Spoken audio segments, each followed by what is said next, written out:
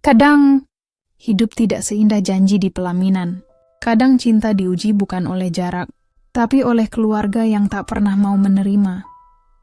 Inilah kisah seorang perempuan sederhana, Raisa, yang menikah karena cinta, tapi justru menemukan luka di rumah suaminya sendiri. Ia dihina, diremehkan, dan diusir dalam keadaan tak berdaya. Namun Tuhan, dengan caranya yang misterius, menumbuhkan kekuatan di tengah air matanya. Ia jatuh bukan untuk menyerah, tapi untuk bangkit sebagai wanita yang lebih kuat. Ketika waktu berputar, semuanya berubah. Yang dulu menghina, kini datang memohon belas kasihan. Yang dulu menangis, kini berdiri dengan senyum penuh keikhlasan. Inilah kisah yang akan menyentuh hatimu. Kisah tentang luka, kesabaran, dan pembalasan takdir yang indah. Selamat datang di Emau Cerita. Dan inilah air mata seorang menantu. Aku masih ingat hari itu. Hari di mana hujan turun lembut seperti restu dari langit. Aku berdiri di pelaminan sederhana, mengenakan kebaya putih warisan ibu. Sementara Arga menggenggam tanganku dengan tatapan yang membuat dunia seolah berhenti berputar. Semua terasa sempurna. Setidaknya bagi kami berdua. Namun, di balik senyum para tamu, aku bisa merasakan tatapan tajam itu. Tatapan seorang wanita yang memandangku seolah aku hanyalah noda di dalam pesta megah ini. Bu Ratna, Ibu Arga. Ia tersenyum tipis, tapi di matanya tersimpan dingin yang tak bisa disembunyikan. Cantik juga, walau dari kampung, ucapnya lirih, seolah memuji tapi menyayat. Aku hanya menunduk, berusaha menelan getir yang menggantung di tenggorokan. Arga menggenggam tanganku lebih erat, seolah tahu aku mulai gemetar. Tak apa sayang, ibu akan menerimamu suatu hari nanti, bisiknya lembut. Aku ingin percaya, sungguh. Aku ingin percaya bahwa cinta bisa melembutkan hati sekeras batu. Malam itu, pesta berakhir dengan tawa dan doa. Tapi di hatiku ada seutas benang halus yang mulai terulur. Benang yang kelak akan menjadi simpul luka. Aku berjalan memasuki rumah besar keluarga Arga dengan harapan, membawa ketulusan sebagai bekal. Tapi siapa sangka, di rumah megah itu, aku akan belajar arti kesabaran, air mata, dan keteguhan hati. Hari-hariku sebagai istri dimulai dengan penuh semangat. Aku belajar cara merawat rumah, menyiapkan sarapan, menyetrika kemeja Arga, bahkan mengatur taman kecil di halaman belakang. Aku ingin Bu Ratna melihatku bukan sebagai orang luar, tapi sebagai keluarga. Tapi setiap kali aku berusaha mendekat, dinding itu semakin tinggi. Tidak usah repot, Raisa. Pembantu kami sudah cukup. Katanya suatu pagi sambil menatap meja makan yang telah aku siapkan dengan cinta. Suaranya lembut, tapi dinginnya menembus tulang. Aku tersenyum kaku, menyembunyikan kecewa di balik kerudungku. Aku tak ingin membuat Arga serba salah. Ia lelaki baik, penuh cinta, tapi terkadang terlalu patuh pada ibunya. Aku tahu, di antara kami, restu itu belum sepenuhnya hadir. Malam hari ketika rumah sudah sunyi, aku sering duduk di beranda, menatap langit menunggu bintang jatuh. Dalam doaku, aku berkata, "Ya Tuhan, ajari aku mencintai tanpa pamrih, bahkan ketika aku tidak dicintai." Entah kenapa, setiap kali aku berdoa begitu, hatiku terasa hangat. Mungkin karena aku percaya, semua luka punya waktu untuk sembuh. Tapi aku juga tahu, cinta yang sederhana ini tak akan selalu berjalan tenang. Ada ujian yang menanti di ujung jalan. Dan aku, Raisa, menantu yang tak diinginkan, harus belajar bahwa tidak semua cinta bisa diterima dengan mudah. Sore itu, dari balik jendela ruang tamu, aku melihat Bu Ratna berbicara dengan seorang tamu perempuan. Suaranya cukup keras untuk kudengar. Anak saya terlalu baik. Harusnya dapat wanita selevel, bukan gadis kampung seperti dia. Aku menunduk. Hati ini seperti diremas pelan, tapi aku menahan air mata. Aku tahu jika aku menangis, mereka akan bilang aku lemah. Jadi aku tersenyum. Senyum yang tidak lahir dari bahagia, tapi dari tekad. Aku berjanji dalam hati, aku akan membuktikan bahwa gadis kampung juga bisa berharga. Mungkin tidak sekarang, tapi suatu hari nanti, ketika Tuhan membalikkan takdir Dan aku percaya hari itu akan datang, karena air mata seorang menantu tidak akan sia-sia di mata langit. Sudah 2 bulan aku tinggal di rumah besar itu. Dindingnya berkilau, lantainya marmer dingin, tapi hatinya kosong. Kadang aku merasa rumah ini seperti istana tanpa jiwa. Semuanya tampak indah di luar, tapi penuh duri di dalam. Setiap pagi, aku bangun lebih awal. Menyiapkan sarapan, menyapu halaman, menyeduh teh untuk Bu Ratna. Aku ingin menunjukkan bahwa aku tulus, bahwa aku bukan menantu pemalas seperti yang sering ia tuduhkan di depan tetangga. Tapi seberapapun aku berusaha, semua terasa sia-sia. Raisa, panggilnya suatu pagi dengan nada datar. Lain kali jangan buatkan teh manis untuk saya. Gula bisa bikin saya cepat tua. Aku menunduk. Maaf Bu, saya kira... Ia memotong kalimatku dengan senyum sinis. Kau pikir ibu tidak tahu cara menjaga diri? Kau ini cepat sekali sok tahu. Aku diam, tak ingin menambah bara dalam hatinya. Tapi entah kenapa, setiap kata darinya seperti cambuk yang menampar harga diriku. Arga, suamiku, hanya bisa mencoba menenangkan. Ia datang memelukku dari belakang malam itu, berbisik, "Maafkan ibu sayang." Dia hanya belum terbiasa. Aku mengangguk. Aku paham, Mas. Tapi sampai kapan aku harus dianggap tamu di rumahku sendiri? Arga terdiam. Ia mencium keningku pelan, lalu pergi ke kamar mandi.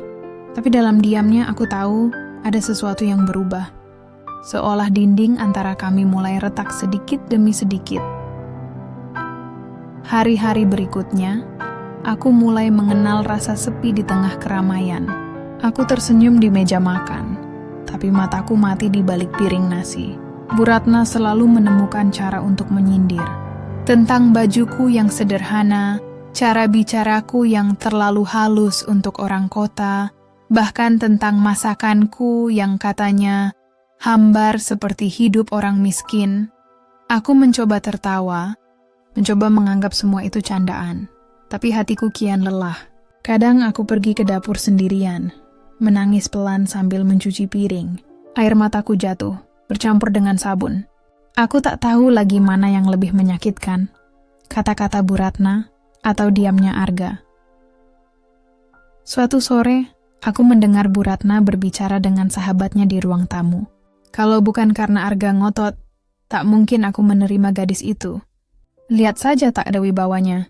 Aku malu punya menantu seperti itu. Aku berdiri di balik pintu, menggenggam kain di tangan. Nafasku gemetar, tapi aku menahan diri agar tak bersuara. Hatiku seperti pecah menjadi serpihan kecil. Malam itu, aku tidak bisa tidur. Aku duduk di tepi ranjang, memandangi wajah Arga yang tenang dalam tidur. Di dadaku ada 2 rasa yang bertarung, cinta dan luka. Mas, kenapa Tuhan memberi aku cinta yang harus kubayar dengan penghinaan? Bisikku dalam hati. Aku mulai sadar, kebencian bukan datang tiba-tiba. Ia tumbuh perlahan, seperti rumput liar di tanah yang dulu subur. Setiap sindiran, setiap tatapan, menjadi air yang menyiram benih itu. Dan aku takut, suatu hari aku tak lagi bisa mencintai orang yang seharusnya kucintai. Namun malam itu, sebelum fajar datang, aku menatap ke langit dan berdoa. Ya Tuhan, jangan biarkan hatiku membenci. Jika aku harus disakiti, biarlah Kau yang menyembuhkan. Karena di balik semua luka, aku masih ingin percaya. Cinta yang lahir dari ketulusan pasti akan bertahan. Aku, Raisa, menantu yang tak diinginkan, akan tetap tersenyum, meski di bawah tatapan yang ingin menjatuhkan. Hari itu, udara sore di rumah mertua terasa lebih dingin dari biasanya. Langit mendung, seolah ikut menyimpan amarah yang belum sempat pecah. Aku baru saja menyiapkan makan malam. Sayur lodeh kesukaan Arga, sambal terasi, dan ikan goreng yang kering di luar tapi lembut di dalam. Aku tahu Bu Ratna suka rasa yang kuat, jadi aku memasaknya dengan sepenuh hati. Namun ketika semua tersaji di meja makan, tatapan Bu Ratna hanya berhenti sebentar di piring itu, lalu berpindah ke wajahku dengan dingin yang mematikan. Ini kamu yang masak? Tanyanya datar. Aku mengangguk pelan. Iya, Bu. Saya ingin. Tak heran rasanya aneh. Potongnya sambil menaruh sendok dengan keras. Masakanmu ini seperti masakan warung pinggir jalan. Aku menunduk. Suara detak jam di ruang makan terasa begitu nyaring, seolah menghitung setiap detik dari kehancuran harga diriku. Arga diam saja. Ia sibuk dengan ponselnya. Tak tahu betapa pedihnya rasanya saat orang yang kucintai hanya membisu di saat aku dihina. Bu, mungkin rasanya memang berbeda, kataku dengan suara nyaris berbisik. Berbeda? Kau menyebut ini berbeda. Bu Ratna tertawa dingin. Kau itu harusnya belajar dulu sebelum memasak untuk keluarga besar. Ini bukan rumah kontrakan di kampungmu, Raisa. Kami punya standar. Kata-katanya menamparku. Tapi aku tetap diam, menahan air mata yang mendesak di ujung mata. Aku tak mau terlihat lemah. Aku menelan pahit itu bulat-bulat, berharap Arga akan membelaku, tapi ia hanya berkata pelan. Lain kali biar Mbak Sumi saja yang masak. Ya, sayang.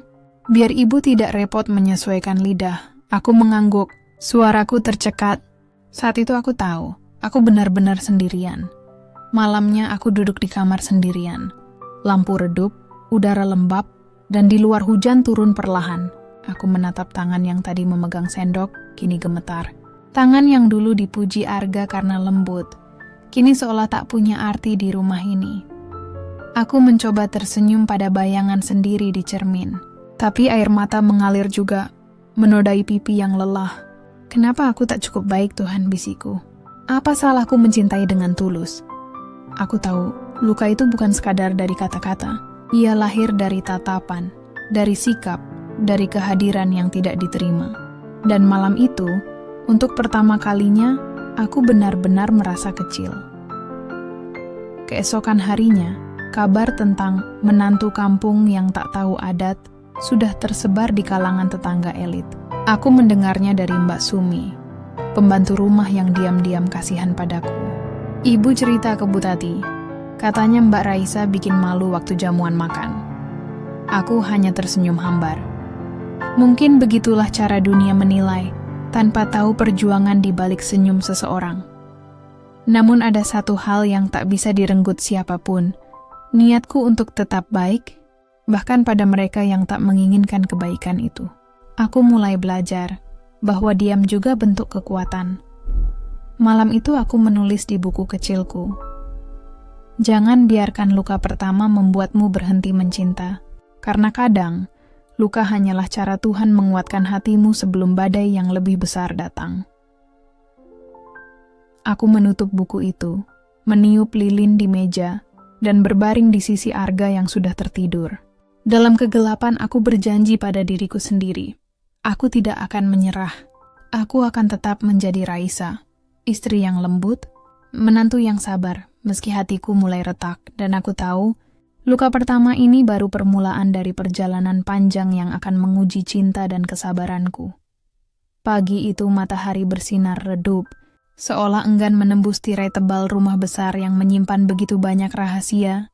Aku bangun lebih awal, seperti biasa, menyiapkan sarapan untuk Arga dan Bu Ratna, menata meja makan dengan penuh hati, berharap hari ini sedikit lebih baik dari kemarin.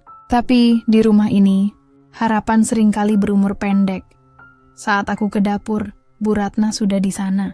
Ia berdiri di depan lemari es yang terbuka dengan wajah murka. "Raisa, siapa yang makan kue puding di kulkas ini?" serunya. Aku menatapnya bingung. "Puding yang kemarin, Bu." "Saya tidak. Jangan bohong. Hanya kamu yang suka manis-manis." Suaranya melengking, menusuk telingaku seperti pisau. Aku terdiam, bingung menjelaskan sesuatu yang bahkan tidak aku lakukan. Mbak Sumi masuk tergesa, memegang kain lap. "Maaf, Bu. Tadi malam anaknya Bu Ratna yang makan, katanya." "Diam kamu," potong Bu Ratna tajam. "Aku tahu siapa yang bersalah. Tak perlu pembelaan dari pembantu." Aku menelan ludah. Dadaku sesak. Sungguh bukan karena kue itu, tapi karena fitnah kecil yang terasa seperti tamparan di wajah. Ketika Arga turun dari kamar, aku berharap ia akan menenangkan keadaan. Tapi Bu Ratna lebih cepat. "Gak, lihatlah istrimu ini. Baru beberapa bulan menikah sudah berani mengambil tanpa izin. Apa begitu didikan keluarganya? Arga menatapku. Tatapan itu berbeda dari biasanya. Ada keraguan di sana, dan itu lebih menyakitkan dari 1000 tuduhan. Raisa, benarkah? Tanyanya pelan. Aku menggigit bibir, menahan tangis. Tidak, Mas. Aku tidak pernah menyentuh puding itu. Demi Allah. Tapi Bu Ratna tertawa kecil. Perempuan kalau sudah pandai bersumpah, makin pandai pula menyembunyikan dosa. Aku merasa bumi berhenti berputar sesaat. Sakitnya menembus tulang. Dan yang paling menyesakan adalah Arga tidak membelaku. Ia hanya diam, menatap meja tanpa kata.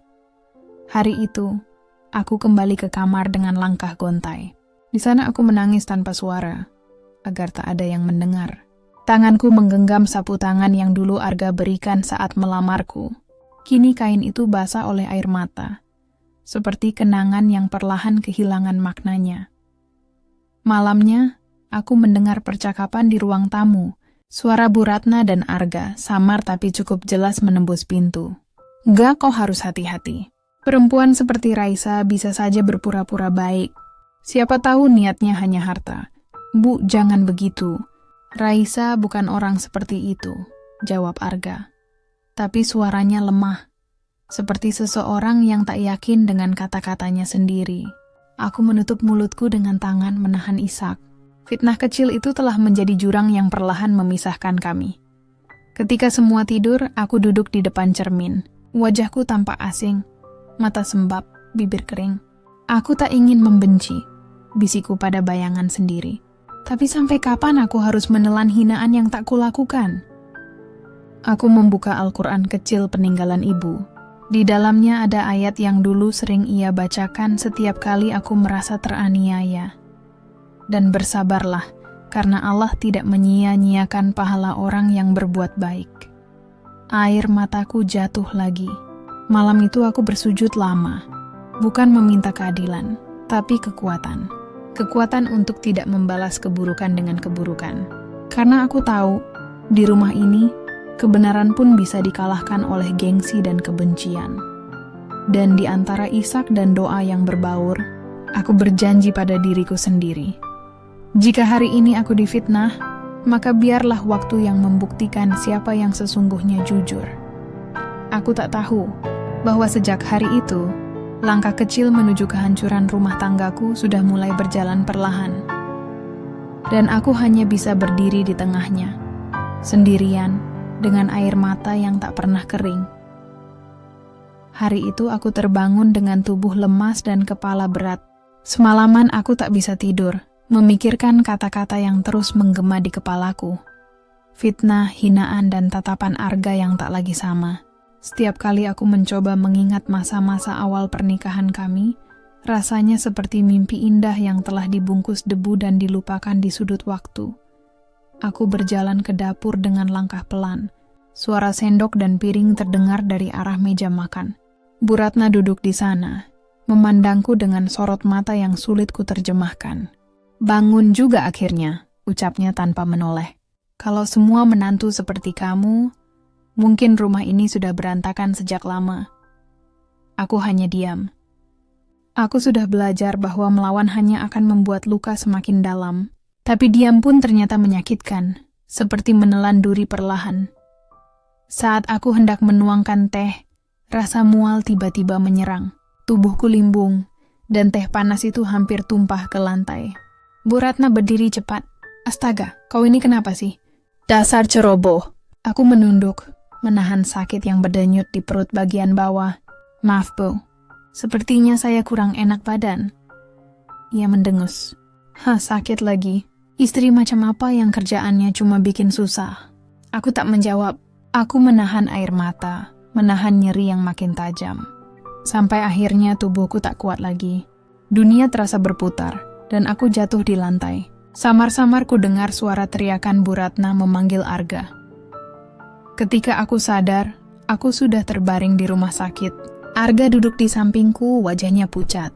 Sayang, kamu keguguran, katanya pelan. Dunia di sekelilingku runtuh seketika. Napasku tercekat, air mata mengalir tanpa bisa kutahan. Aku memegangi perutku yang kosong, seolah masih berharap bisa merasakan denyut kecil yang sempat hidup di sana. Kenapa, Mas? Kenapa aku tak bisa menjaganya? Arga menunduk. Mungkin kamu terlalu lelah, Sa. Tapi sebelum aku sempat menjawab, suara yang paling kutakuti itu datang. Bu Ratna. Lelah? Jangan bohong, Kak. Anak ini memang pembawa sial. Baru beberapa bulan menikah sudah membuat kesialan datang bertubi-tubi.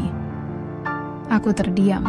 Kata-kata itu menembus dadaku lebih tajam dari jarum infus yang menancap di tangan. Bu, tolong, aku berbisik. Jangan salahkan saya. Saya juga kehilangan anak saya sendiri. Terserah. Tapi kalau dari awal ibu sudah bilang kamu bukan jodoh Arga, itu karena ibu tahu kamu hanya akan membawa air mata. Katanya dingin, lalu pergi meninggalkan ruangan. Aku menangis lama setelah itu, memandangi langit-langit putih rumah sakit yang terasa seperti langit tanpa harapan. Di sebelahku Arga hanya diam, ia menggenggam tanganku, tapi genggaman itu hampa, seperti kasih yang mulai kehilangan arah. Malamnya, aku terbangun sendirian. Ruangan itu sepi. Dari jendela kecil, aku bisa melihat lampu-lampu kota yang berkelip seperti bintang patah. Aku menatap keluar dan berbisik pada malam. Tuhan, kalau semua ini ujian, kuatkan aku. Tapi kalau ini pertanda cinta akan pergi, biarkan aku siap ketika waktu itu datang. Sejak hari itu, aku tak lagi sama. Luka di tubuhku mungkin akan sembuh, tapi luka di hatiku mungkin akan menetap lama, seperti bayangan yang tak pernah lepas dari cahaya. Dan di setiap helaan napas, aku mulai merasakan sesuatu yang menakutkan. Cinta yang dulu menenangkan kini perlahan berubah menjadi ketakutan. Aku takut pada hari esok, takut pada tatapan suamiku, takut pada ibu mertuaku. Yang paling menakutkan, aku mulai takut pada rumahku sendiri. Hari-hari di rumah mertua terasa seperti berjalan di atas bara. Aku tersenyum setiap pagi, tapi hatiku penuh luka yang disembunyikan. Setiap langkahku di dapur, setiap gerak tanganku membersihkan rumah, selalu ada mata yang mengawasi, mata dingin ibu mertua yang tak pernah puas. Raisa, nasi ini terlalu lembek. Kau tidak bisa memasak yang layak untuk anakku? Katanya suatu pagi, nada suaranya setajam pisau. Aku hanya menunduk, aku tahu. Setiap kata adalah ujian kesabaran yang harus kutelan tanpa air. Arga duduk di meja makan, diam. Ia tak lagi membelaku seperti dulu. Dulu ia akan menggenggam tanganku di bawah meja dan berkata lembut, "Sudahlah Bu, saya suka masakan Raisa." Tapi kini genggaman itu hilang, digantikan dengan tatapan canggung, seolah ia juga takut pada ibunya sendiri. Setelah sarapan, aku menyapu halaman. Angin pagi yang dulu terasa sejuk kini membawa dingin yang menyakitkan. Dari jendela, aku mendengar bisikan-bisikan. Perempuan itu memang tidak pantas untuk Arga. Lihat saja, bawaannya sial, usaha keluarga menurun sejak dia datang. Aku menelan air mata. Setiap kalimat seperti duri yang menancap di dada. Tapi aku tahu, menangis di depan mereka hanya akan membuatku tampak lemah. Maka aku belajar tersenyum, walau hati bergetar. Sore itu, Arga pulang lebih awal. Aku menyambutnya dengan secangkir teh dan senyum yang kutata dengan susah payah. "Mas Kapek?" tanyaku lembut. Ia hanya mengangguk duduk tanpa bicara. Ada jarak di antara kami. Jarak yang dulu tak pernah ada. Aku mencoba bercerita tentang hal-hal kecil, tentang bunga mawar yang mulai mekar di halaman, tapi ia tampak tak mendengar. "Mas, apa ada yang salah?" tanyaku pelan. Ia menatapku, matanya redup. "Raisa mungkin..." "Bu benar, aku hanya ingin rumah ini tenang." Kata-kata itu menghantamku seperti badai. Jadi ini alasannya ia mulai menjauh. Ia lelah melindungiku, lelah menjadi perisai antara aku dan ibunya. Malam itu aku tak bisa tidur. Aku duduk di tepi ranjang, memandangi wajah Arga yang tertidur lelap. Aku berbisik dalam hati, "Tuhan, jika cinta ini harus diuji, jangan ambil kesabaranku." Aku tak ingin membenci. Dari luar kamar, Ku dengar suara langkah ibu mertua melewati koridor. Langkahnya berat, penuh otoritas. Ia membuka pintu sedikit, memandang ke dalam dengan tatapan menilai. Aku berpura-pura tertidur. Dalam kegelapan air mataku mengalir. Aku sadar rumah ini bukan lagi rumah. Ini medan perang sunyi. Dan aku hanyalah istri yang perlahan kehilangan segalanya. Suami, kehangatan, dan mungkin harga diri. Namun di balik semua itu, ada doa kecil yang selalu kupanjatkan. Semoga suatu hari nanti mereka tahu. Perempuan yang mereka hina ini masih tahu cara mencintai tanpa membenci. Hari itu hujan turun sejak pagi. Rintiknya menari di atas genting, seolah ingin menenangkan hati yang mulai retak. Tapi bagi aku, suara hujan justru seperti bisikan yang mengingatkanku. Ada sesuatu yang sebentar lagi hancur. Aku berdiri di dapur, menggenggam piring kotor. Di luar, ibu mertua berbicara dengan seseorang. Suaranya jelas, walau jarak memisahkan kami. Aku sudah bilang dari awal, Arga tidak pantas menikah dengan Raisa. Perempuan itu hanya membawa sial. Aku berhenti mencuci. Air sabun di tanganku berubah dingin seperti es. Hati ini bergetar, tapi aku tetap diam. Menjawab hanya akan memperkeruh suasana. Beberapa menit kemudian Arga datang. Payung di tangannya meneteskan sisa hujan. Aku berharap ia datang untukku, untuk sekadar bertanya apakah aku baik-baik saja. Tapi harapan itu pupus ketika ia justru memalingkan wajah. Melangkah ke ruang tamu, bergabung dengan ibunya. Aku duduk sendirian di dapur, memandangi nasi yang belum tersaji. Tanganku bergetar saat hendak menyiapkan piring. Lalu ku dengar suara ibu mertua lagi. Arga, dengar ibu. Sejak perempuan itu datang, usaha kita menurun, pelanggan berkurang. Kau tak lihat tanda-tanda ini? Arga tak langsung menjawab. Ada jeda panjang sebelum ia berkata lirih. Mungkin memang ada yang salah, Bu. Tapi Raisa istriku. Jika benar kau masih menganggapnya istri, suara ibunya meninggi, maka buktikan. Suruh dia pergi dari rumah ini sebentar. Kita lihat apakah rezeki keluarga kembali atau tidak. Tubuhku seakan membeku. Napasku tercekat. Aku tak pernah menyangka akan ada hari di mana keberadaanku diuji seperti itu. Seolah aku benda, bukan manusia yang punya hati. Arga tak langsung menjawab, tapi diamnya adalah luka paling dalam. Diam yang menyiratkan keraguan. Diam yang berarti ia tak lagi di pihakku. Malam harinya, aku menyiapkan makan malam. Aku ingin percaya bahwa cinta kami belum pudar. Tapi di meja makan itu, yang dulu penuh tawa, kini hanya ada keheningan. Ibu mertua makan tanpa menatapku, dan Arga hanya menunduk. Saat aku menyajikan sup ayam, ibu mertua menyingkirkan sendoknya dengan kasar. Rasa apa ini, Raisa? Bahkan makanan sederhana pun kau tak bisa buat layak? Aku menggigit bibir, menahan air mata. Tapi kali ini aku menatapnya dengan tenang. Maaf, Bu, saya akan perbaiki. Ia tersenyum sinis. Tidak perlu. Kau sudah terlalu sering salah. Setelah makan malam itu, Arga tak berbicara sepatah kata pun padaku. Ia hanya masuk kamar, menyalakan rokok, dan menatap hujan dari jendela. Aku mendekatinya perlahan. Mas, ia tak menoleh. Aku butuh tenang, Raisa. Kata itu sederhana, tapi maknanya berat.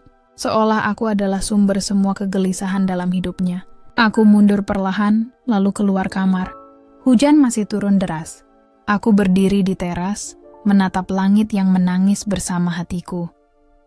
Ya Tuhan, bisikku dalam hujan. Kalau cinta ini tak lagi pantas dipertahankan, ajarkan aku untuk ikhlas. Tapi kalau masih ada setitik kasih di hati Arga, tolong, jangan biarkan aku sendirian dalam badai ini.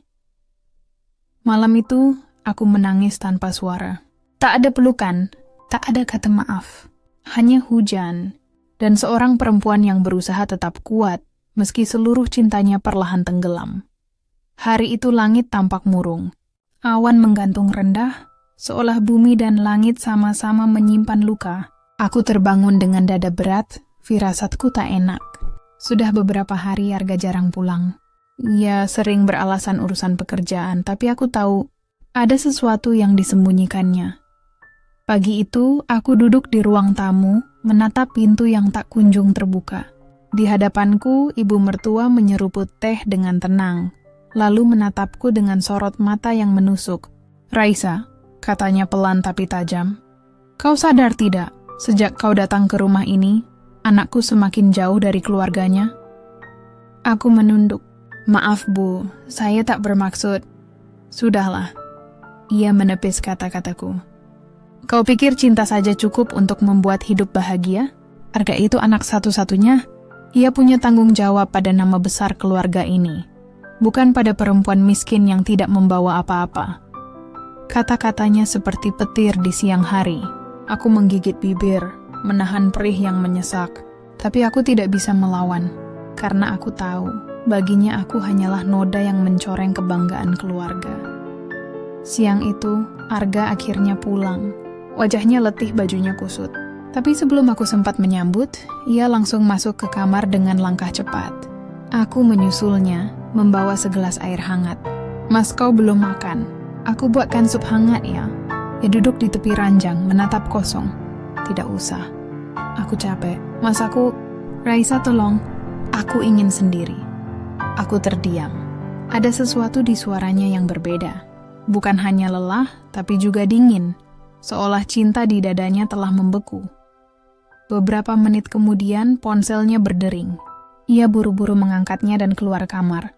Suaranya terdengar lirih tapi tergesa.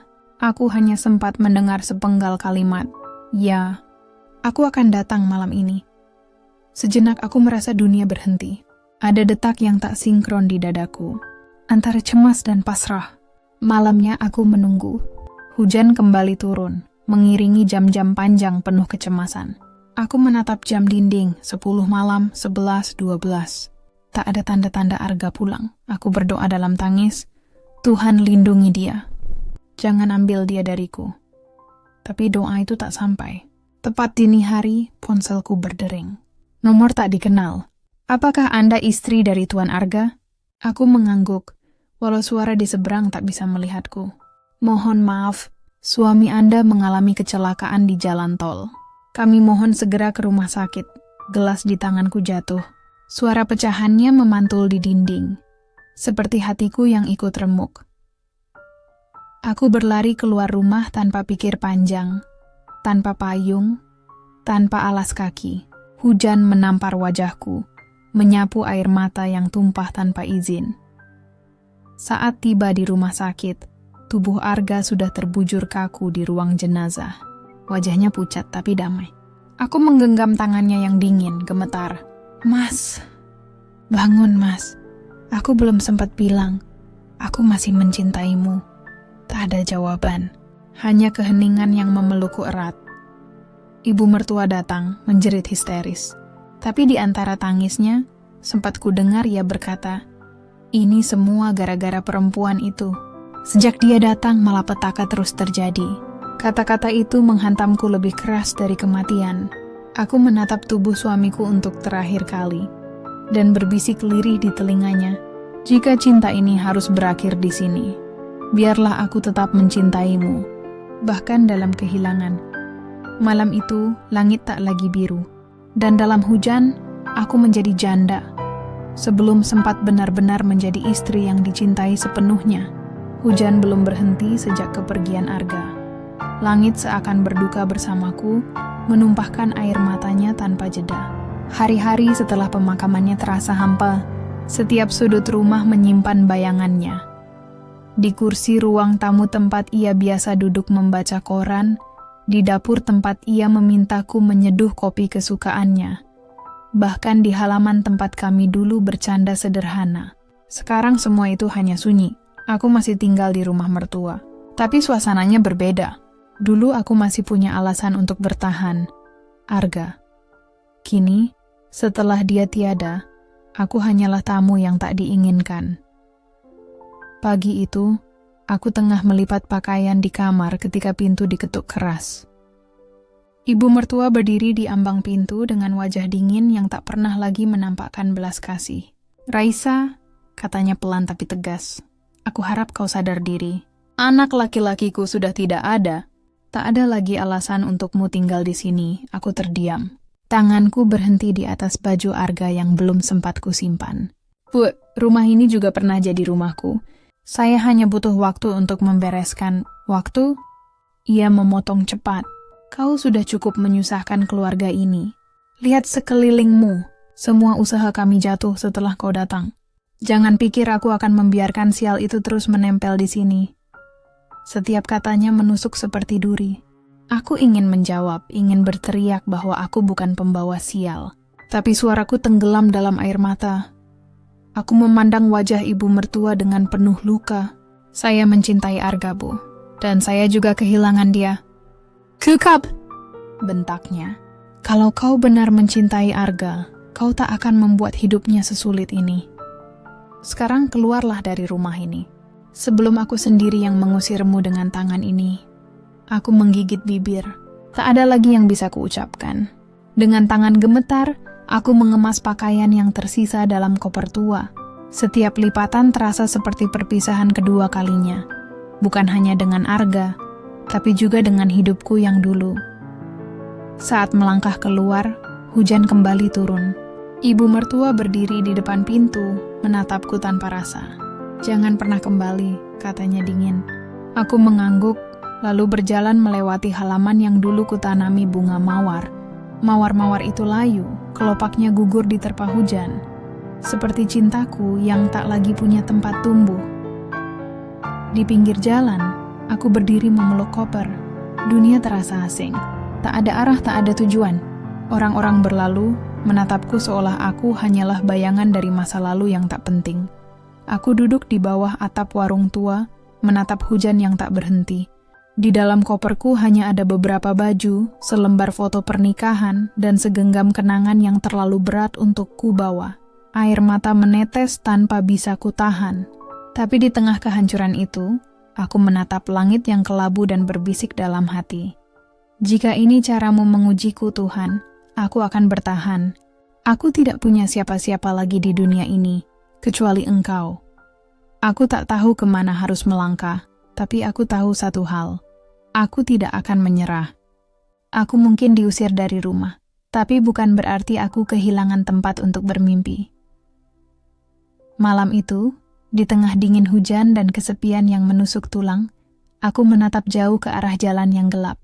Dalam hatiku tumbuh tekad yang pelan tapi pasti. Suatu hari nanti, aku akan kembali. Bukan untuk membalas, tapi untuk membuktikan bahwa perempuan yang mereka usir ini masih punya cahaya. Malam pertama setelah diusir, aku tidur di emperan sebuah warung tutup. Dingin menembus tubuhku, membuatku menggigil sambil memeluk koper kecil peninggalan hidupku yang berantakan.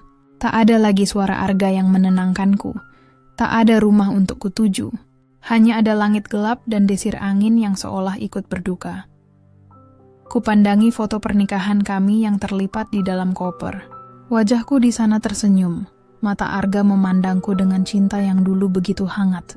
Kini semua itu hanya kenangan yang membeku. Mas, aku sudah kehilangan segalanya, bisikku lirih. Tapi aku akan tetap bertahan. Demi cinta yang pernah kau tanam dalam hatiku. Pagi menjelang dengan cahaya yang redup, aku berjalan tanpa arah, menyusuri jalanan kota yang asing. Perutku perih. Tapi harga diriku lebih lapar. Lapar akan kesempatan untuk berdiri lagi. Di depan sebuah toko roti aku berhenti. Aroma roti panggang menyeruak membuat mataku panas. Aku berdiri lama, hanya menatap dari kejauhan. Pemilik toko, seorang wanita paruh baya dengan wajah teduh, menatapku dari dalam. "Mbak, mau beli roti?" tanyanya ramah. Aku menggeleng cepat menunduk malu. "Saya tidak bawa uang, Bu." Wanita itu tersenyum kecil. "Kalau begitu bantu saya bersihkan halaman. Nanti ibu kasih roti." Aku hampir tak percaya.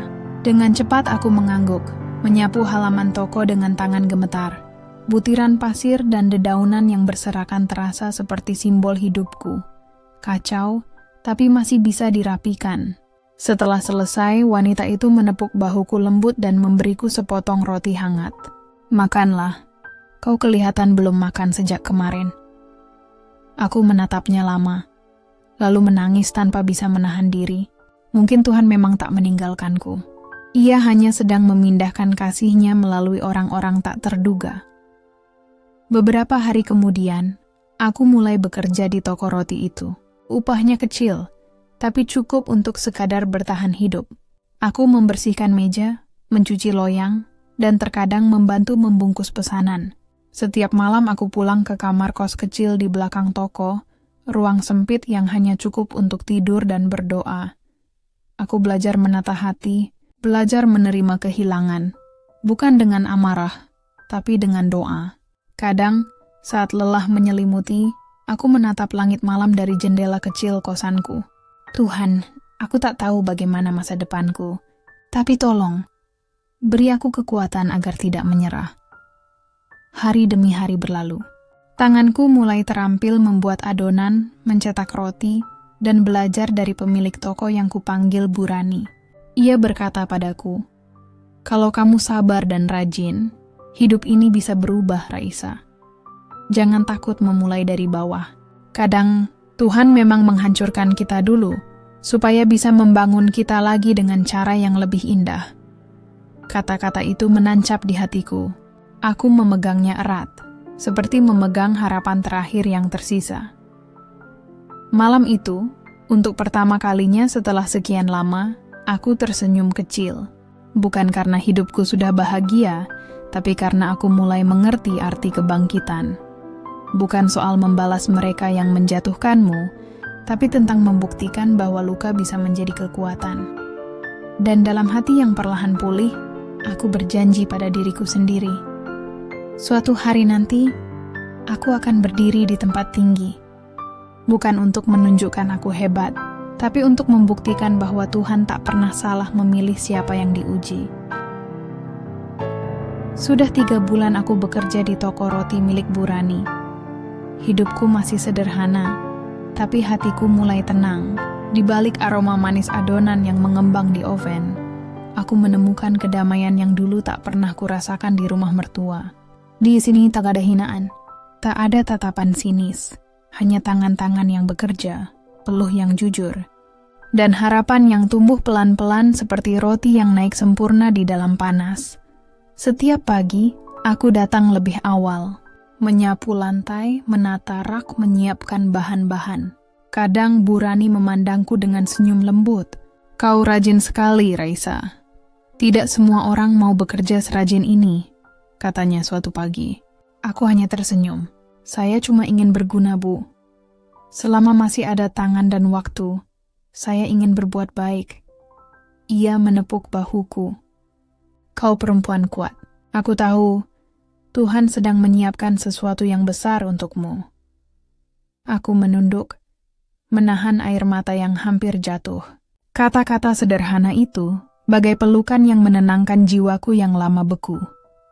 Hari berganti minggu, dan perlahan, aku mulai dipercaya mengurus pesanan pelanggan. Tanganku kini lebih luas, hasil rotiku lembut dan harum. Banyak pelanggan yang memuji. "Roti buatan gadis itu enak sekali," kata mereka. Bu Rani tersenyum bangga setiap kali mendengarnya. Tapi bagiku, pujian bukanlah yang utama. Yang paling berharga adalah saat aku bisa menatap adonan yang mengembang dan berkata dalam hati, "Lihat, Raisa, hidupmu pun bisa mengembang, asal kau sabar dan tetap hangat." Namun di balik ketenangan itu, ada satu bagian dalam diriku yang masih hampa. Kadang, ketika malam datang dan toko sudah tutup, aku duduk di belakang, menatap sisa tepung di tanganku. Aku teringat Arga, senyumnya, suaranya, dan semua yang hilang bersamanya. "Mas," bisiku lirih, "andai kau bisa lihat aku sekarang, aku sudah tidak menangis karena kehilangan, tapi karena aku mulai belajar berdiri." Suatu sore, Bu Rani mengajakku bicara serius. "Raisa, aku ingin membuka cabang kecil di pinggir pasar. Aku butuh seseorang yang bisa kujadikan tangan kanan. Kau bersedia mengelolanya?" Aku tertegun. Dada ini bergetar. Tapi saya belum pantas, Bu. Saya cuma pembantu toko." Bu Rani tersenyum. "Kau bukan pembantu. Kau pekerja keras. Dan aku percaya padamu." Air mata menetes tanpa bisa kutahan. Untuk pertama kalinya sejak lama, seseorang mempercayaiku lagi. Bukan karena siapa aku, tapi karena kerja keras yang kulakukan. Malam itu, aku sujud lama di atas sajadah tipis di kamar kosku. Aku berterima kasih kepada Tuhan, karena ternyata dari reruntuhan masa laluku, Dia sedang menumbuhkan kekuatan baru. Aku berjanji akan menjaga kepercayaan Bu Rani sebaik mungkin. Akan kubangun cabang itu dengan sepenuh hati, seperti aku membangun kembali sisa-sisa diriku sendiri. Dan di sela doa itu, aku tersenyum. Mungkin inilah titik awal dari kebangkitanku, api kecil yang menyala di tengah gelap, tanda bahwa aku masih hidup dan akan terus melangkah. Terima kasih Tuhan, bisikku dengan mata basah, karena ternyata dari luka yang dalam, Engkau menumbuhkan cahaya yang paling hangat. Hari itu, matahari terbit dengan lembut. Cahayanya menembus kaca toko kecil di pinggir pasar, tempat aku kini bekerja sebagai pengelola cabang baru milik Bu Rani. Di papan kayu sederhana tertulis nama toko, Roti Rahmah, nama yang kupilih sendiri. Rahmah berarti kasih sayang, karena aku ingin setiap roti yang keluar dari tempat ini membawa cinta, bukan sekadar rasa. Aku berdiri di depan etalase, memandangi hasil kerja keras yang kini berwujud nyata. Dindingnya sederhana, aroma mentega, dan gula memenuhi udara. Setiap pagi, aku datang lebih awal dari siapapun. Aku membuka pintu toko, menyapu lantai, lalu menyalakan oven pertama. Suara klik kecil dari pemantik gas selalu membuatku bergetar. Karena di momen itu aku tahu, aku masih hidup, dan aku sedang membangun sesuatu dari abu masa lalu. Saat roti pertama keluar dari oven, aku menatapnya lama. Permukaannya keemasan, uapnya mengepul hangat. Raisa, kata Bu Rani pagi itu, kalau kau membuat sesuatu dengan hati, orang akan bisa merasakannya. Roti yang baik itu seperti doa, tak perlu berteriak, tapi bisa menyentuh siapapun yang mencicipinya. Aku tersenyum dan mengangguk. Dalam diam, aku tahu kata-katanya benar. Karena setiap roti yang kubuat, setiap adonan yang kuulen, ada doa yang terselip di sana. Doa agar hidupku manis kembali, walau dimulai dari kepahitan. Hari-hari di pasar mengajarkanku banyak hal, tentang kesabaran, tentang kerendahan hati, dan tentang betapa kerasnya dunia ini. Tapi juga betapa lembutnya tangan Tuhan di balik semua itu. Kadang, pelanggan datang hanya untuk membeli sepotong roti, tapi tak jarang mereka datang membawa cerita. Ada ibu-ibu yang bercerita tentang anaknya, ada pedagang yang menawar sambil bercanda, ada juga pengemis tua yang kukasih sepotong roti tanpa harga. Setiap wajah yang datang mengingatkanku bahwa kebahagiaan tak selalu besar. Kadang sederhana, sesederhana memberi sepotong roti hangat kepada orang yang lapar. Namun di balik senyumku yang mulai sering muncul, masih ada luka yang belum sepenuhnya sembuh. Setiap malam, setelah toko tutup dan pasar lengang, aku duduk di sudut dapur, menatap foto Arga yang masih kusimpan di dinding. Mas, bisikku pelan, lihatlah aku sekarang. Aku tidak lagi menangis setiap hari. Tapi aku masih merindukanmu di setiap nafas. Aku tak tahu apakah arwahnya bisa mendengarku, tapi entah mengapa, setiap kali aku berbicara, ada angin lembut yang berhembus lewat jendela. Seolah semesta menjawab bahwa cintaku tak pernah sia-sia, hanya berganti bentuk. Suatu sore, saat aku sedang menutup toko, seorang pelanggan wanita berhenti di depan. Ia tampak elegan, beraroma wangi bunga, wajahnya tak asing. Aku menatapnya dalam-dalam dan jantungku bergetar. Ibu mertua, wajahnya tampak lelah, matanya sayu. Ia memandang papan nama toko lama-lama, lalu menatapku. Raisa? Suaranya bergetar. Aku membeku. Dunia seakan berhenti. Semua luka lama seketika bangun dari kuburnya. Ibu, jadi benar. Ini punyamu? Aku tak tahu harus menjawab apa. Di matanya, aku melihat campuran antara kaget, malu, dan entah apa lagi. Ia menunduk, menggenggam tangannya sendiri. Aku tidak menyangka, setelah semua yang terjadi, aku menarik napas dalam. Saya hanya berusaha bertahan, Bu. Tidak lebih. Ia tak menjawab, hanya mengangguk pelan lalu melangkah pergi.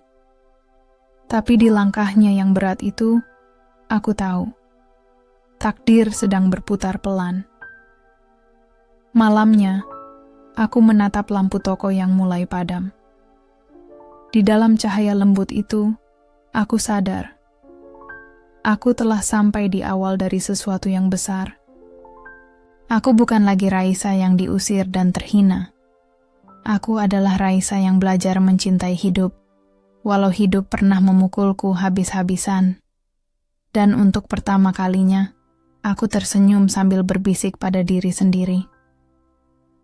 Tuhan tak pernah salah menulis kisah, hanya saja kadang Ia menundanya agar kita tumbuh dulu sebelum bahagia. Pagi itu, embun belum kering di daun pisang di depan toko. Aku sedang menyapu pelataran ketika suara langkah mendekat membuatku menoleh. Di sana, di depan pintu toko Roti Rahmah, berdiri sosok yang dulu sering kulihat di mimpi burukku. Ibu mertuaku. Namun kali ini, ia tak datang dengan wajah marah atau sorot mata penuh kebencian. Matanya merah, seperti seseorang yang habis menangis semalaman. Aku menelan ludah, mencoba tersenyum meski hatiku bergetar. "Silakan masuk, Bu," ucapku pelan. Ia ragu sejenak, tapi akhirnya melangkah ke dalam. Aroma mentega dan roti panggang menyambutnya, memenuhi udara yang seolah menenangkan. Ia memandangi rak-rak berisi roti yang baru matang. "Ini semua kamu yang buat?" tanyanya, suaranya parau. Aku mengangguk. "Ya, Bu, setiap pagi." Ia menarik kursi dan duduk perlahan. Aku ikut duduk di depannya, mencoba menahan gelombang emosi yang tiba-tiba menyeruak. Dulu, dari mulut wanita inilah keluar kata-kata yang mematahkan jiwaku. "Kamu pembawa sial. Kamu tak pantas untuk anakku. Keluar dari rumah ini." Kata-kata itu masih menggema di kepalaku. Tapi kini, yang duduk di depanku bukan lagi wanita sombong itu. Ia tampak kecil, rapuh, dan menyesal. "Raisa," katanya pelan. "Ibu datang bukan untuk menuntut apapun. Ibu hanya ingin minta maaf." Kata itu, "maaf," membuat dadaku sesak. Air mataku jatuh sebelum sempat kutahan. Ia melanjutkan dengan suara bergetar. "Setelah Arga pergi, rumah itu kosong. Tidak ada suara tawamu, tidak ada aroma masakanmu. Aku pikir aku akan lega, tapi ternyata aku malah kehilangan semuanya. Setiap malam aku bermimpi melihatmu menangis di depan gerbang."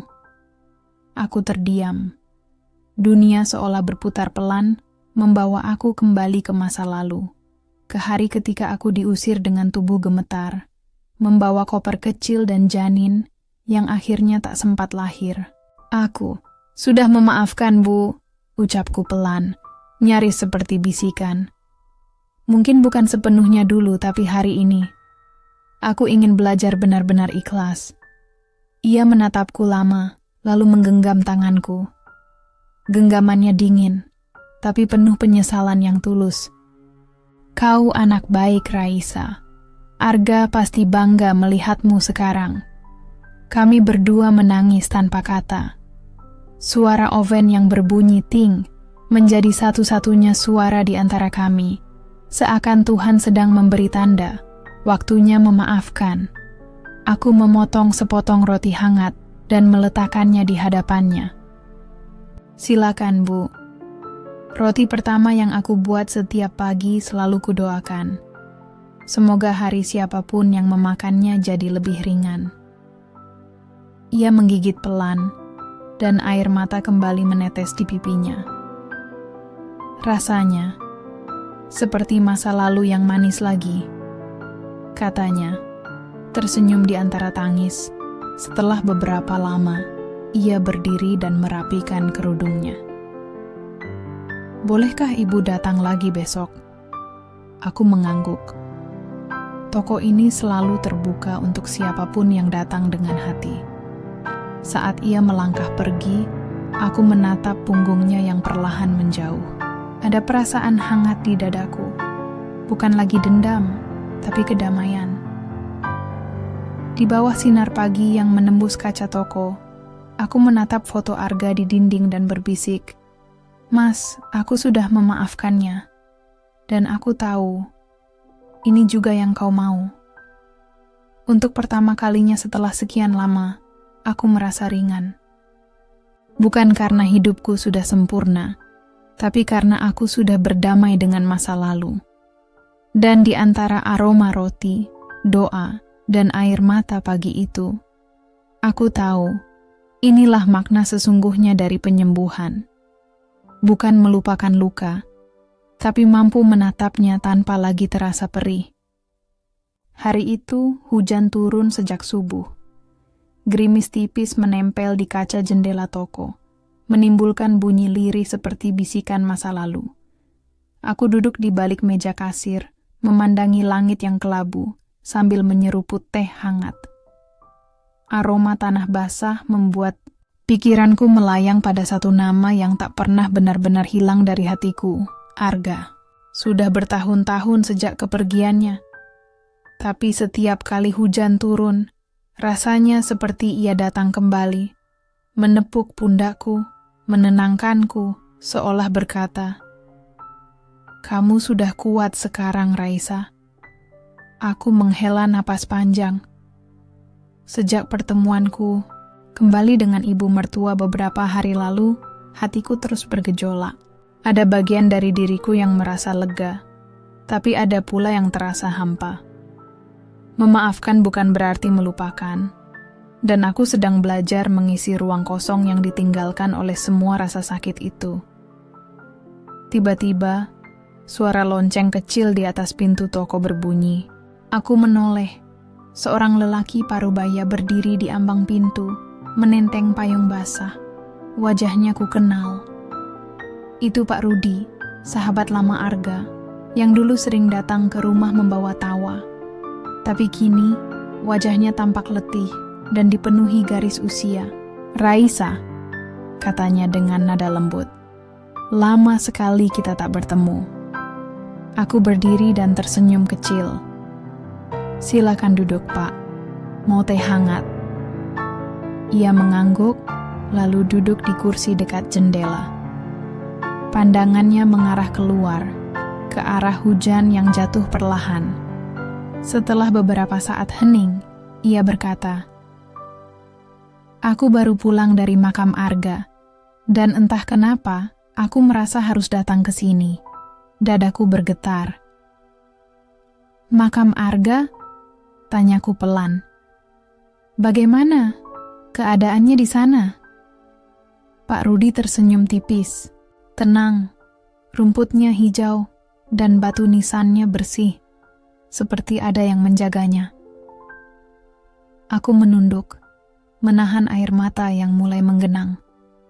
Mungkin dia juga sedang menjagaku, Pak.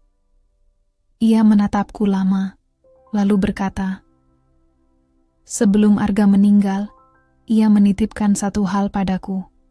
Aku tak tahu apakah kamu siap menerimanya sekarang." Tanganku gemetar. "Apa itu, Pak?" Ia membuka tasnya dan mengeluarkan sebuah amplop kecoklatan yang sudah lusuh. Di sudutnya tertulis nama kecilku, Raisa, dengan tulisan tangan Arga yang begitu ku kenal. Miring dan sedikit bergetar. Dunia seolah berhenti berputar. Aku membuka amplop itu perlahan.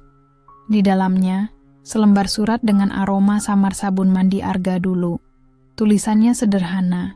"Sayangku Raisa, jika suatu hari kamu membaca ini, berarti aku sudah tak bisa menjagamu lagi. Tapi kumohon, jangan berhenti tersenyum. Hidup akan keras padamu, tapi Tuhan akan menggenggammu lebih erat dari aku. Maafkan ibuku, ia hanya tak tahu caranya mencintai selain dengan cara yang salah. Aku percaya, kamu akan bangkit, bahkan lebih kuat dari yang kubayangkan. Saat kamu merasa sendiri, lihatlah langit setelah hujan. Di sana aku bersembunyi, menatapmu dari pelangi. Arga, surat itu membuat seluruh tubuhku bergetar. Air mataku jatuh tanpa henti, membasahi kertas yang kini sudah kusam oleh waktu. Setiap kalimat terasa seperti tangan Arga yang kembali membelai rambutku, menenangkan luka yang dulu ia tinggalkan tanpa sengaja. Pak Rudi menatapku dengan mata berkaca. Dia mencintaimu sampai akhir, Raisa. Dan aku tahu, dia pasti bangga melihatmu hari ini. Aku mengangguk, meski suaraku tersangkut di tenggorokan. Setelah Pak Rudi pergi, aku masih duduk di sana, memeluk surat itu erat-erat. Hujan di luar mulai reda, dan dari balik awan, cahaya lembut menyelinap masuk, membentuk warna keemasan di lantai toko. Aku menatap ke langit dan berbisik pelan. Mas, aku tak akan menyerah. Aku akan terus melangkah, karena cintamu masih hidup dalam setiap roti yang kubakar, setiap senyum yang kuberikan, setiap ampun yang kupelajari. Dan di balik awan yang terbuka perlahan, seberkas cahaya membentuk lengkung pelangi. Aku tahu, itu bukan kebetulan. Itu tanda bahwa cinta sejati tak pernah mati, hanya berubah bentuk menjadi doa yang tak pernah selesai. Malam itu, kota tampak sepi. Hanya suara jarum jam di dinding toko yang berdetak pelan, berpacu dengan degup jantungku yang masih terasa hangat oleh surat Arga siang tadi. Aku duduk di meja dapur, menatap secangkir kopi yang kini sudah dingin. Dalam diam, aku sadar, aku tak lagi perempuan yang sama seperti dulu. Raisa yang dulu menangis di depan gerbang mertua, kini berdiri tegak di depan dunia. Tapi anehnya, semakin tinggi aku berdiri, semakin aku sadar betapa dalam luka yang pernah kubawa.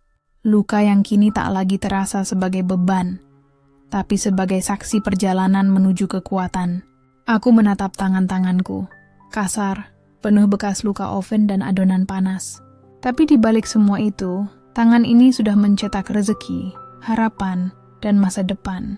Dari tangan yang dulu gemetar karena ketakutan, kini lahir kemandirian.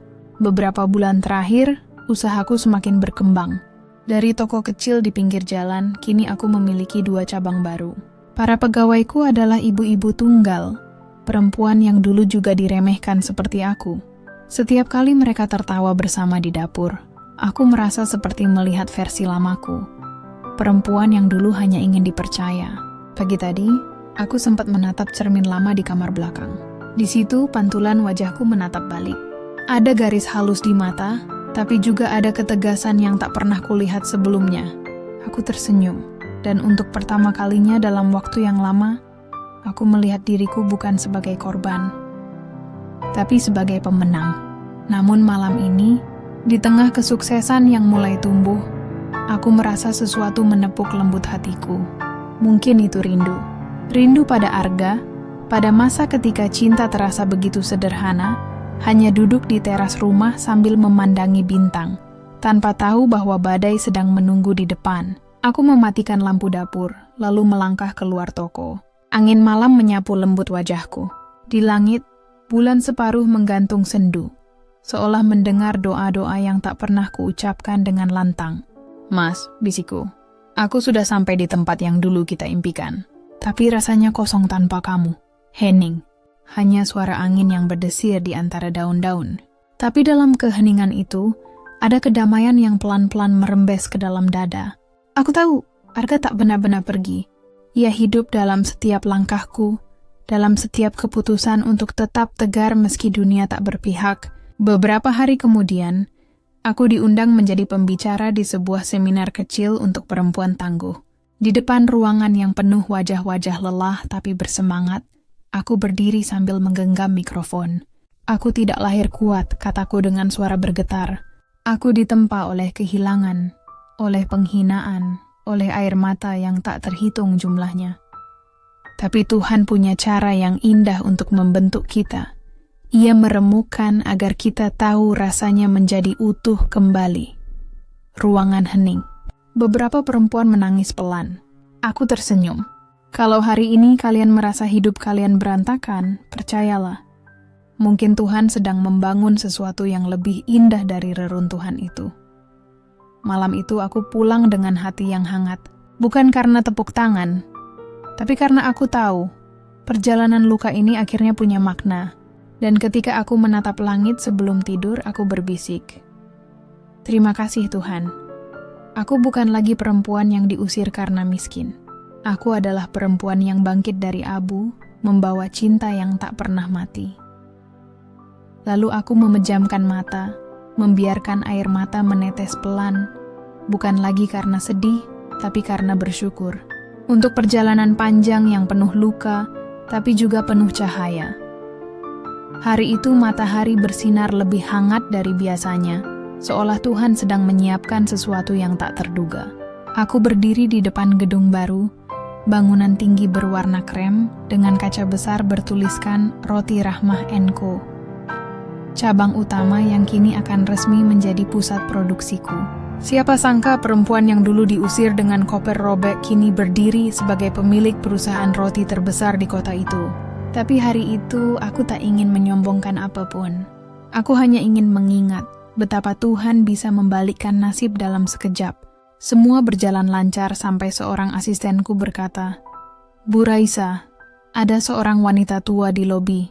Katanya ingin melamar kerja sebagai petugas kebersihan." Aku menoleh pelan. "Wanita tua?" tanyaku. "Asalnya dari daerah Cisarua. Katanya baru pindah ke sini karena keluarganya bangkrut." Sekujur tubuhku seketika terasa dingin. Cisarua, kata itu menampar ingatanku. Aku berjalan ke arah lobi. Di sana duduk seorang wanita dengan tubuh kurus dan wajah yang tak asing. Kerudung lusuh, mata sayu, tapi sorotnya masih sama, ibu mertua. Dunia seolah berhenti berputar. Napasku tercekat di tenggorokan. Ia menatapku sesaat lalu menunduk cepat seperti tak mengenaliku. "Buha sedang mencari pekerjaan?" tanyaku pelan. "Iya Nang," jawabnya, suaranya gemetar. "Saya sudah tua tapi masih kuat nyapu, ngepel. Tolonglah, saya cuma butuh makan." Setetes air bening jatuh ke tanganku. Aku tak tahu apakah itu air mata atau keringat dingin dari tubuhku sendiri. Ya, tak mengenaliku.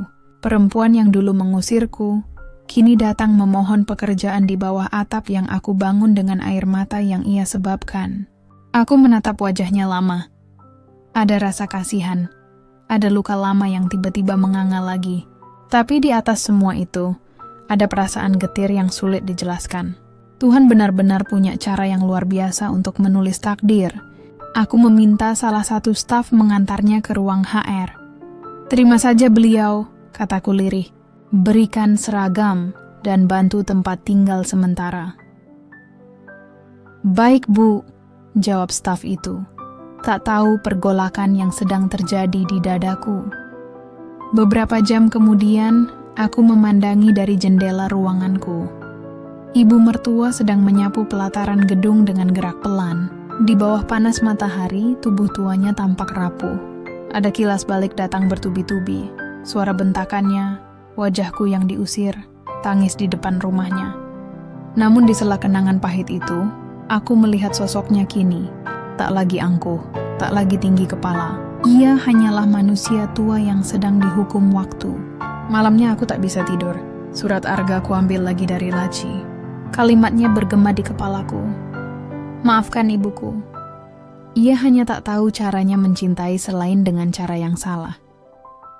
Aku menutup surat itu dan menatap langit-langit kamar. Air mata menetes tanpa suara. "Mas," bisikku, "Tuhan benar-benar mendengarkan doamu. Ia tak menuntunku untuk membalas, tapi untuk mengerti." Keesokan paginya, aku mendatangi lantai bawah. Ibu mertua terkejut melihatku menghampiri. "Bu, ayo sarapan bersama," ucapku lembut. Ia menatapku bingung. Masih belum mengenali siapa aku sebenarnya. Tapi ketika aku tersenyum dan berkata, "Saya Raisa, Bu," menantu ibu, tubuhnya langsung gemetar. Air matanya jatuh deras. Ia menutupi wajahnya dengan kedua tangan. Raisa, Tuhan, ini balasan yang pantas untukku. Aku menggenggam tangannya pelan. Bukan, Bu. Ini bukan balasan. Ini jawaban dari doa. Ia menangis di dadaku. Dan untuk pertama kalinya sejak Arga tiada, aku merasa beban itu benar-benar luruh. Dalam pelukan itu, dua hati yang dulu saling melukai kini menemukan kedamaian yang sama. Bahwa takdir tak pernah salah arah. Ia hanya menunggu waktu untuk menyembuhkan. Pagi itu, aroma roti panggang memenuhi udara seperti doa yang mengalun lembut. Dari dapur pusat produksiku, kulihat ibu mertua duduk di bangku kecil dekat pintu belakang. Ia tampak lelah, tapi wajahnya tenang. Seragam kebersihan berwarna abu-abu yang ia kenakan tampak terlalu besar di tubuhnya yang mulai kurus. Aku memperhatikannya dari jauh. Setiap kali sapunya bergerak, setiap kali napasnya terhela pelan, hatiku terasa sesak. Ada bagian dari diriku yang masih sulit percaya bahwa wanita yang dulu menatapku penuh kebencian kini menjadi bagian kecil dari hidupku lagi. Bukan sebagai lawan, tapi sebagai sesama manusia yang sama-sama pernah kehilangan. Sore itu, aku mengajaknya makan bersama di ruang staf. Bu, jangan di luar, sini saja bareng yang lain, ajakku pelan. Ia menatapku lama, seperti masih belum pantas menerima kebaikan itu. Raisa, kamu tidak perlu melakukan ini. Ibu sudah terlalu banyak salah. Aku tersenyum, walau hati bergetar. Justru karena ibu pernah salah, biarkan saya yang benar kali ini. Ia terdiam. Suapan pertamanya tampak gugup, seperti takut roti yang ia makan akan berubah jadi penyesalan. Tapi ketika ia melihatku tersenyum, pelan-pelan wajahnya melembut. Aku selalu iri padamu dulu, Raisa. Katanya tiba-tiba, suaranya serak. Kamu punya ketenangan yang Arga cari. Ibu takut kehilangan dia, jadi ibu menyakitimu. Kata-kata itu menembus dadaku seperti pisau, tapi bukan karena sakit. Karena kejujuran. Aku memejamkan mata, mencoba menahan air mata yang tiba-tiba menggenang. Saya juga dulu marah, Bu, sangat marah. Tapi semakin saya berusaha membenci, hidup saya makin hancur. Sampai akhirnya saya sadar, mungkin saya harus berhenti membalas dan mulai berdamai. Ia menatapku, matanya basah. Kamu lebih kuat dari yang ibu kira. Aku tertawa kecil. Saya kuat karena ibu pernah menjatuhkan saya. Luka itu ternyata yang mengajarkan saya bertahan. Kami hening sejenak. Di luar langit mulai memerah. Senja menumpahkan warna keemasan di kaca jendela, seperti simbol bahwa hari pun bisa berakhir indah meski diawali badai.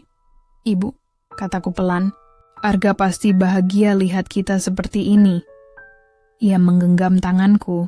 Tangannya dingin, tapi getarannya tulus. Ibu mimpi dia semalam, Raisa. Dia tersenyum dan bilang, Ma, aku sudah tenang kalau Ma dan Raisa berdamai.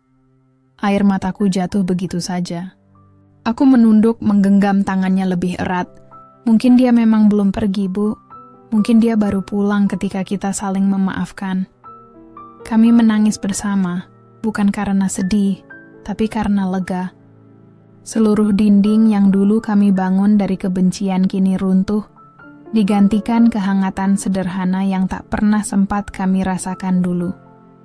Ketika senja benar-benar tenggelam, aku memeluknya, pelukan yang lama, pelukan yang menembus waktu, menembus masa lalu. Dalam pelukan itu, aku merasa seperti kembali menjadi Raisa yang dulu, yang masih punya keluarga, yang masih punya rumah. Ibu, bisikku, mulai sekarang, jangan merasa sendiri. Kalau ibu mau, toko ini bisa jadi rumah ibu juga. Ia terisak pelan di bahuku. Terima kasih, Nak. Ibu tidak pantas. Aku menggeleng lembut. Kita semua pernah salah, Bu. Tapi setiap hari Tuhan kasih kesempatan baru untuk memperbaikinya. Malam turun perlahan, menutup pertemuan itu dengan kedamaian. Dan di antara aroma roti, suara doa, serta air mata yang jatuh bergantian, aku tahu, dendamku telah benar-benar luruh. Bukan karena waktu, tapi karena cinta yang tak pernah berhenti diajarkan Arga, bahkan setelah ia pergi.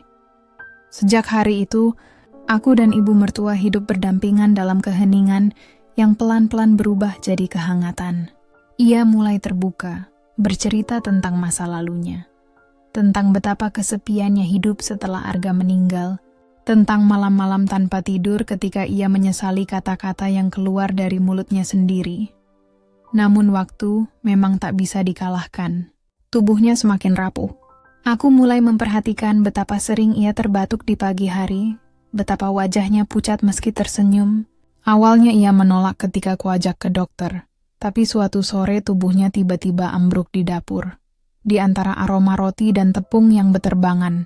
"Ibu!" teriakku berlari menghampiri. Tubuhnya terkulai di pelukanku. Napasnya tersengal. Wajahnya pucat pasi, bibirnya gemetar. Aku memanggil karyawan untuk membantu, lalu membawanya ke rumah sakit terdekat. Malam itu, aku duduk di ruang tunggu sendirian. Bau antiseptik dan suara mesin infus menusuk hatiku lebih dalam dari apapun. Aku memegang ujung selendang yang dulu pernah ia robek dari tanganku saat mengusirku. Kini selendang itu jadi alas aku berdoa. Tuhan, kalau ini waktunya, Kau ambil dia, tolong. Jangan biarkan ia pergi dengan rasa bersalah. Biarkan aku sempat mengatakan bahwa aku sudah benar-benar memaafkan. Setelah beberapa jam, dokter keluar dengan wajah tenang tapi serius. Beliau kelelahan dan ada gangguan di jantungnya, tapi masih bisa ditangani kalau rutin kontrol. Aku mengangguk, menahan air mata. Saya akan rawat dok, saya janji. Saat ia sadar, aku duduk di sisi ranjangnya, menggenggam tangannya. Ia menatapku dengan mata sendu, lalu tersenyum samar. Raisa, seharusnya ibu yang merawat kamu, bukan begini. Aku menunduk menahan tangis. Jangan bicara begitu, Bu. Ini bukan balas budi. Ini cara saya mencintai Arga, lewat ibu. Ia menatapku lama, matanya bergetar. Andai waktu bisa diputar, ibu ingin memperlakukanmu seperti anak sendiri dulu. Tapi sekarang ibu cuma bisa minta satu hal. Satu hal apa, Bu? Tanyaku pelan. Kalau ibu pergi nanti, jangan tangisi ibu. Doakan saja, supaya ibu bisa minta maaf langsung ke Arga di sana. Kata-kata itu membuat dadaku sesak. Aku menggenggam tangannya erat, seolah bisa memindahkan sebagian kekuatanku ke tubuhnya yang rapuh. Jangan bicara pergi, Bu. Dunia ini masih butuh ibu. Saya masih butuh ibu. Ia tersenyum lemah. Dulu ibu mengusirmu dari rumah. Sekarang kamu menjadikanku rumahmu. Kamu luar biasa, Raisa. Aku menunduk, meneteskan air mata di punggung tangannya. Saya hanya belajar dari luka, Bu. Luka yang ibu beri dulu justru mengajarkan saya tentang kasih yang sebenarnya. Beberapa minggu setelah itu, ibu tinggal bersamaku. Setiap pagi aku menyiapkan bubur hangat dan teh jahe untuknya. Kadang kami duduk di teras toko, menatap langit yang perlahan memudar dari jingga ke biru. Ia tak lagi bicara banyak, tapi setiap tatapan dan genggaman tangannya penuh makna. Seolah ia sedang menulis permintaan maaf yang tak perlu diucapkan lagi. Malam itu sebelum tidur, aku membetulkan selimutnya. Ia menatapku dan berbisik pelan. Raisa, kamu tahu kenapa Tuhan membiarkan kita bertemu lagi? Aku menatapnya. Kenapa, Bu? Karena Tuhan ingin menunjukkan bahwa cinta yang tulus tak pernah mati, meski dibungkus oleh kebencian selama bertahun-tahun. Aku memejamkan mata, menahan haru yang menyesak. Di luar, hujan turun perlahan, seperti air mata langit yang menyaksikan kami berdamai dengan masa lalu. Dan malam itu aku berdoa lama, bukan lagi memohon keadilan, tapi memohon waktu. Agar aku bisa terus menjaga perempuan yang dulu menjatuhkanku, hingga akhirnya ia tahu, cinta tak selalu datang dari darah, tapi dari maaf yang lahir di hati yang telah sembuh. Hari-hari terasa berjalan pelan sejak ibu jatuh sakit. Waktu seakan kehilangan langkahnya, berputar di antara aroma obat, suara batuk yang lirih, dan senyum yang berusaha tetap tegar di wajah tuanya. Setiap pagi, aku menyiapkan sarapan untuknya. Bubur ayam lembut dan teh hangat dengan madu. Makanan sederhana yang ia nikmati sambil menatapku dalam diam, seolah takut jika pandangan itu menjadi yang terakhir. Ada ketenangan yang aneh setiap kali kami duduk bersama. Tak ada lagi dinding kebencian di antara kami, hanya udara yang lembut, penuh pengertian. Kadang ia bercerita tentang Arga kecil, tentang tawa anaknya yang dulu membuat rumah ini hidup.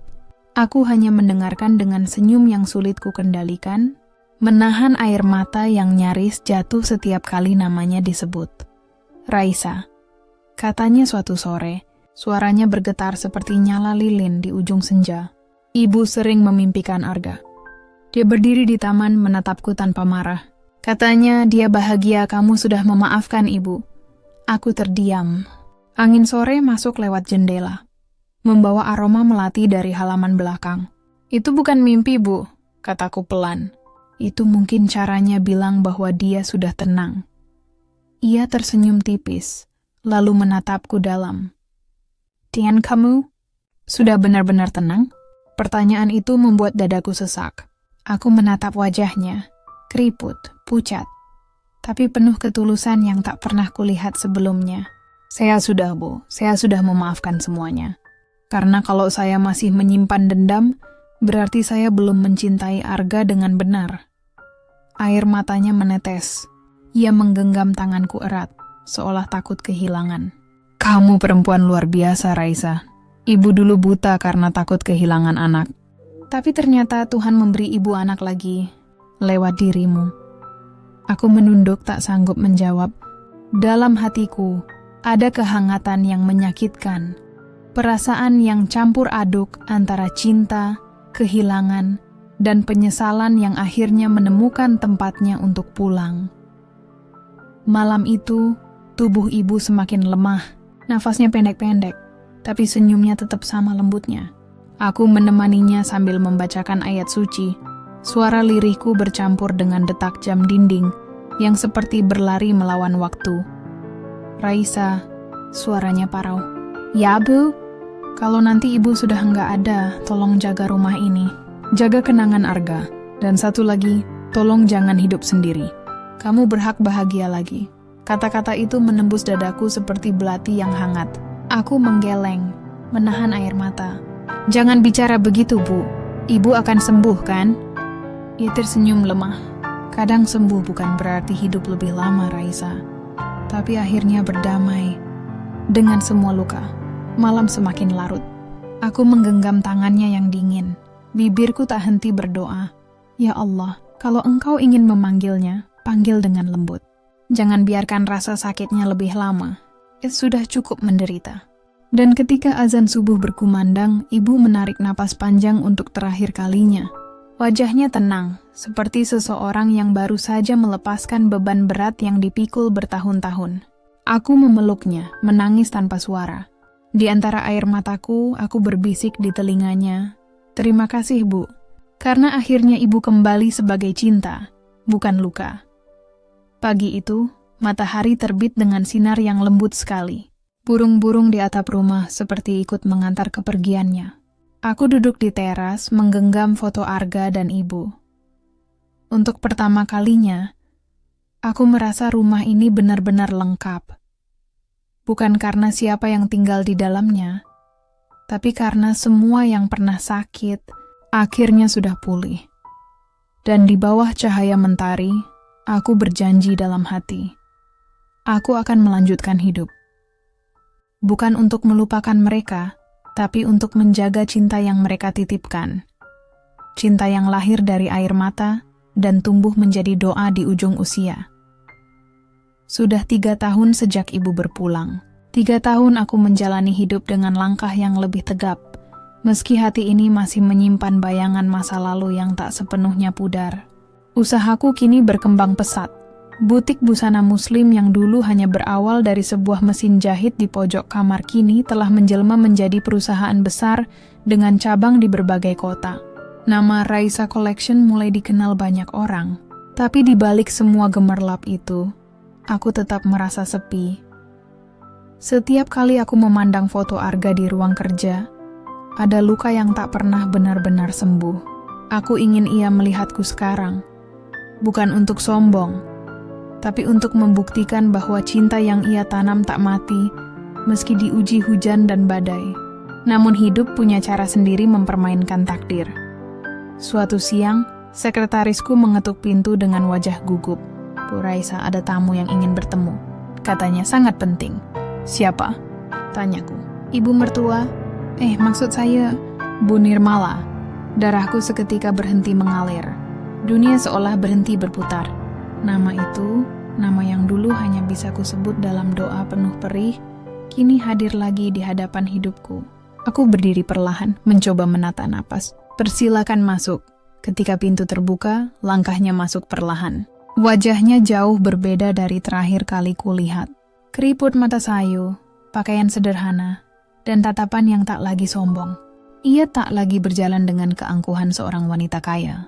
Ia kini seperti bayangan dirinya sendiri, rapuh dan menua. "Raisa," suaranya serak, nyaris tak terdengar. Ibu datang bukan untuk minta apa-apa. Ibu cuma butuh tempat berteduh sebentar." Aku menatapnya lama. Dulu, ia mengusirku dari rumah tanpa belas kasihan. Di tengah hujan deras, dengan perut kosong dan mata bengkak karena menangis. Sekarang ia datang dengan langkah gemetar, memohon sedikit tempat di atap yang dulu katanya tak pantas untukku. "Apa yang terjadi, Bu?" tanyaku, mencoba tetap tenang. Ia menunduk. "Perusahaan keluarga bangkrut. Rumah dijual, semua pergi. Ibu tinggal sendirian dan tak tahu harus kemana." Aku terdiam.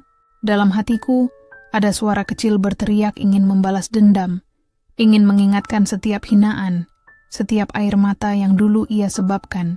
Tapi bersamaan dengan itu, ada pula suara yang lebih lembut. Suara Arga, yang dulu selalu berkata, "Sayang, jangan pernah balas kebencian dengan kebencian. Itu hanya akan membuatmu serupa dengan mereka." Aku menutup mata, menahan air yang menggenang. "Bu, kalau ibu butuh tempat tinggal, rumah ini terbuka. Tapi bukan karena ibu dulu mertua saya, melainkan karena saya ingin menepati janji saya pada Arga." Ia menangis, tangis yang berat dan dalam, seperti seluruh kesombongan yang dulu ia bangun runtuh jadi debu. Ia menggenggam tanganku, suaranya bergetar, "Kamu benar-benar malaikat, Raisa. Ibu tak pantas menerima ini." Aku menggeleng. "Tidak, Bu, saya bukan malaikat. Saya mau hanya perempuan yang sudah terlalu liak untuk membenci." Kami berdua terdiam lama. Hanya suara hujan di luar jendela yang berbicara, mengiringi keheningan yang penuh makna. Sore itu, aku menatap langit dari balik jendela ruang kantor. Awan kelabu menggantung rendah, seperti tirai masa lalu yang akhirnya terbuka. Di bawahnya, seorang wanita tua duduk di kursi ruang tamu. Wanita yang dulu menjadi sumber lukaku, kini menjadi pengingat bahwa waktu bisa mengubah siapapun. Dan aku tahu, inilah balas takdir yang sesungguhnya.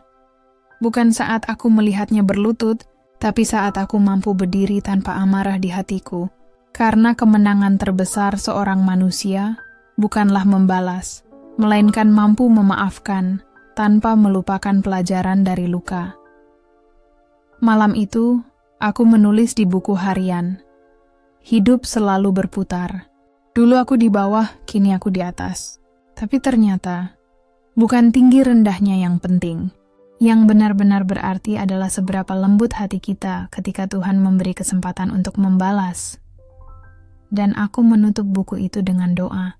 Doa untuk Ibu Nirmala, untuk Arga, dan untuk diriku sendiri. Yang akhirnya belajar bahwa memaafkan adalah bentuk cinta paling mulia yang pernah kupahami. Dulu, aku diusir tanpa belas kasihan. Kini aku punya segalanya. Tapi bukan untuk membalas, melainkan untuk memaafkan. Begitulah hidup. Kadang, yang dulu direndahkan akan ditinggikan. Yang dulu menangis, kini menjadi alasan orang lain belajar tentang ikhlas. Raisa tak membalas kebencian dengan dendam. Ia memilih cara yang lebih indah, mengulurkan tangan pada mereka yang dulu melukainya. Dan di sanalah Tuhan menunjukkan keajaiban terbesar, bahwa hati yang sabar akan selalu dimenangkan oleh waktu. Tuhan tak butuh waktu lama untuk membalikkan nasib. Yang ia butuh hanya hati yang tetap lembut di tengah badai. Inilah kisah yang mengajarkan kita bahwa air mata seorang menantu bisa berubah menjadi kekuatan, karena pada akhirnya yang menang bukan yang membalas, melainkan yang mampu memaafkan dengan tulus. Terima kasih telah menyaksikan kisah ini di channel MAU Cerita.